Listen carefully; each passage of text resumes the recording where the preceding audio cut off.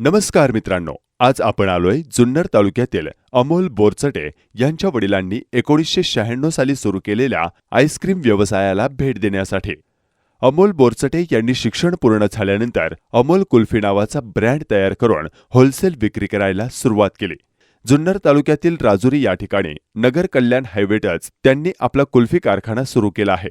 त्यांच्याकडे कुल्फी बनवण्यासाठी 10 कामगार असून सर्वात आधी दूध 85 ते 90 टेम्परेचरला उकळून घेतलं जातं।